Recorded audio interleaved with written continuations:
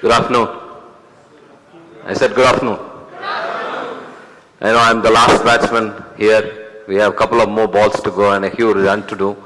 It's always difficult to come just before the lunch session, and especially after the wonderful session by amazing speakers just before me. How many of you wanted to make 10 times more money that you're making now?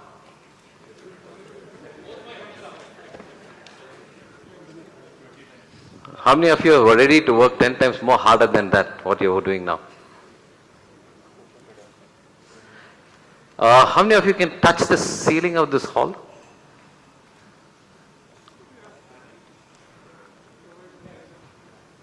I could see only 1 or 2, 3, 4 hands going up. See, all of us do a lot of saying, but very few of us do the action. Vision, if you look at the entrepreneur's vision and some of the entrepreneurs that you come across, it's all about action. What you just heard about me is one side of the business that we are into, but 90% of our business is something else. We are not into 100% training or consulting. We are into brand activations, we do interior designing for exhibitions. We also do a lot of trading activities, and we are also franchisee for BNI in Coimbatore. So a lot of things as an entrepreneur. I wear different hats. One as an entrepreneur, another one as a consultant, the third one as a coach. So I come across a lot of these things in the day-to-day affair. So 19 years of my business and 3 years of corporate experience have really taught me a lot of things that we come across. In terms of the lesson that we learn, what matters is what you do rather than what you say. Do you agree with me? Do you agree with me? Yeah. So what I want to actually take you through is a very simple, powerful idea, put across various experience of a lot of entrepreneurs. This is just 4 ideas I want to give it to you with 4 amazing stories whom I worked with, some of the clients, how did really make it big. The kind of concept that we talk about, the moment you hear about growing big, the idea of growing big itself is not very comfortable with us. How many of you know about this gentleman called Subroda Baji, the founder of Mindtree, one of the co-founder of Mindtree? He came to Coimbatore to launch a book, the book by name Elephant Catcher. In this particular book, a launch function, he was talking about how many of you wanted to build a unicorn here? So not many hands were going up.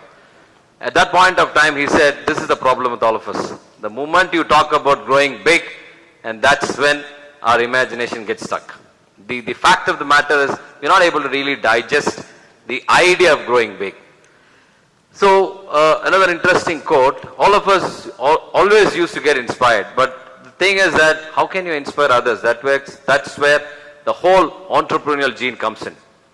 You take up any entrepreneur, the first generation entrepreneurs, 100-year-old organization, somewhere they made a beginning, but something that they had got inspired and they wanted to inspire the other people. The reason that we don't set big goals, according to Michael Hyatt, he comes up and tells you 3 different reasons. The first reason is that limiting belief. The moment somebody comes and tells you something big, we are not able to really digest the idea of making big. The second thing that he talks about is a lack of clarity. Do you have the right kind of clarity? Do you know, most of us are really confused where to go, where to do, what kind of a strategy we need to adopt, what is the kind of roadmap that we need to follow. The question here is we're not very clear about what we need to do. And the last most important thing is the resources that we have. We have quite a lot of resources, but are we really making use of those resources? Is another $1 million question. So, setting up of your vision, I'm sure all of you have vision here, that's the reason you're here today. How can you make your vision happen? How can you even make your vision a little more bigger? In order to make that vision bigger, what kind of effective strategy that you need to have is what I wanted to actually share this with you. I'm going to just give you these 4 ideas in the acronym called IDEA. The first thing that I want to talk to you about is imagination.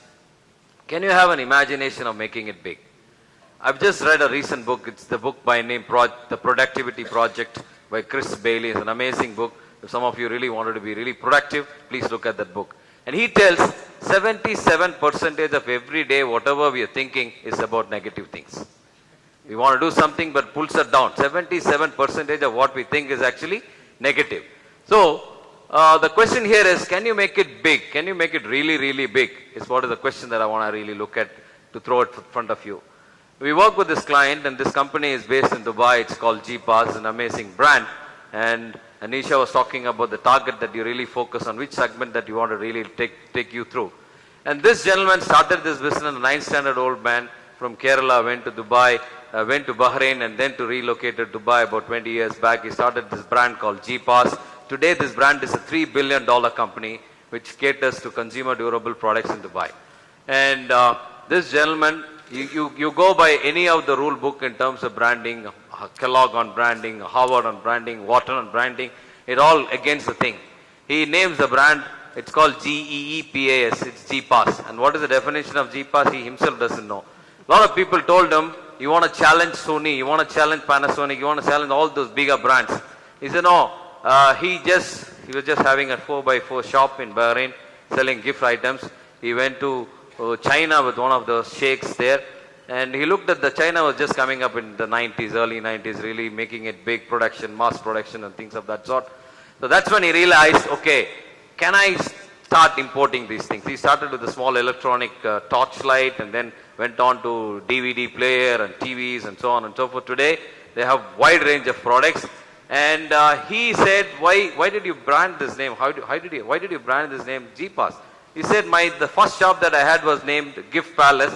All I did was cut it into two things, Gift and Palace, and made it into G-Pass.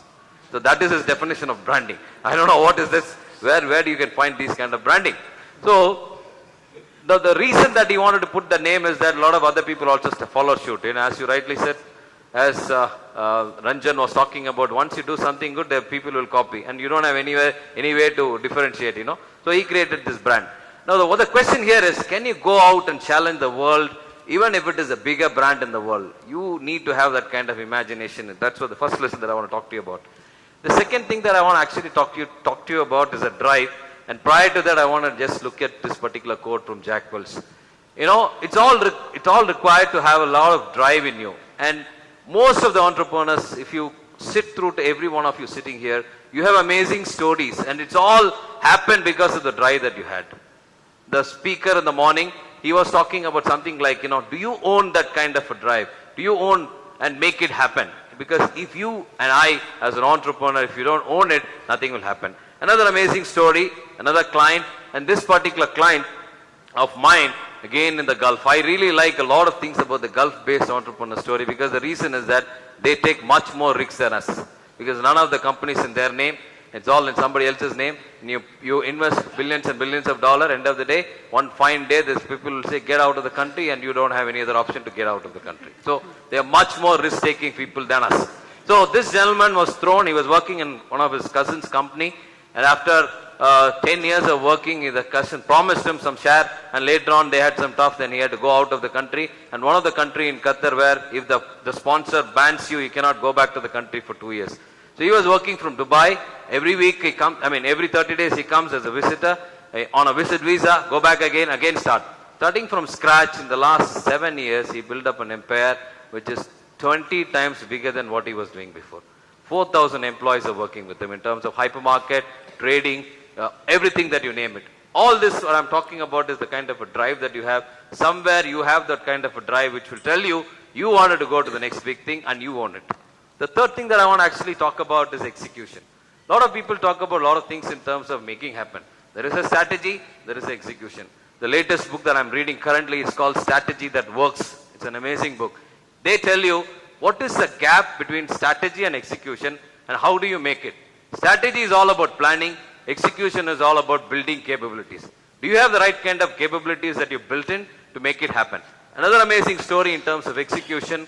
This gentleman, I'm sure you must be knowing, his name is Kutch Shaushapit. The brand called V-Guard. Today is about 2,500 crore brand. There's a Wonderla theme park in Cochin from a small town in Thrissur. He went out, he started selling stabilizers street by street, putting up in a pickup truck and build around it. An amazing story in terms of execution. Very few people who don't own a mobile is this gentleman. He knows everything, where exactly at what time, where he will be. All he need to do is call up that particular number, he will pick the land phone, and that's when you can reach him. So the question here is, he's got a lot of things built around, and it's all fully delegated, extremely planned, and a lot of things that he can do. There is a strategy behind in terms of building capabilities everywhere. So if you really wanted to make your vision happen, you need to build team around you, and those teams have to have a strategic direction which you have laid out, and you as a owner, entrepreneur, need to set an example in terms of saying and doing. The last most important thing that I want to actually talk to you about is, how do you actually make it happen in terms of execution? There is something which is called compelling reason. Recently in Dubai, 10 days back I was in Dubai, you must have heard about this Emirate flight, had a fire accident. In 90 seconds, 300 people were deplaned. What was the reason for it? A compelling reason of being alive. Do you agree with me? Yeah? Hello? And a friend of mine was very humorously stating, nowhere else it could have happened apart from in Indian, because most of the people, 270 of the passengers were Indians. And the Indians are the only people, just by the time the flight lands it, they'll remove the belt and all of them start getting up. So by then they saved 30 seconds. Anyway, so the question here is, do you have a compelling reason for you to take your business to the next level? Now, once you do that, the last part of my session is all about, have you kind of looked at aligning your vision to your employee? We get motivated after attending this training program. By the end of the day, this workshop or any training that you attend, you go back with the same kind of feeling. You're really charged up. You want to motivate your team, and you call them all, and people like all those great people are talking about, people are the most important thing. You want to align them, and you start motivating them, and you say that I want to build a 5,000 crore company.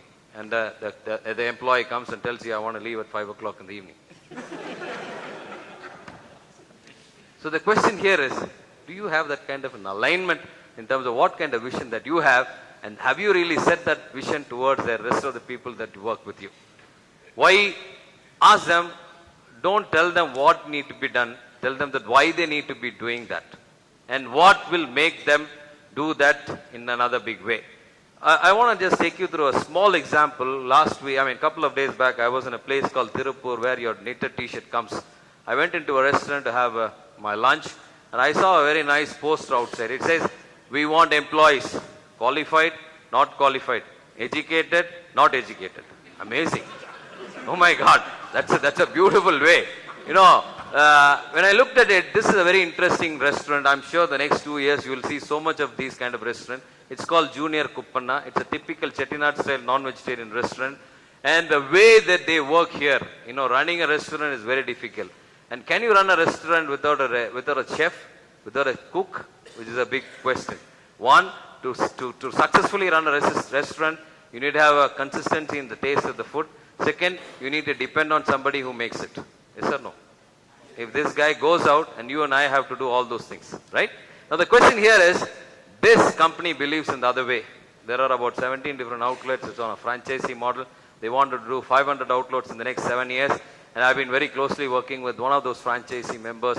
And that the question here is, everything is measured, right?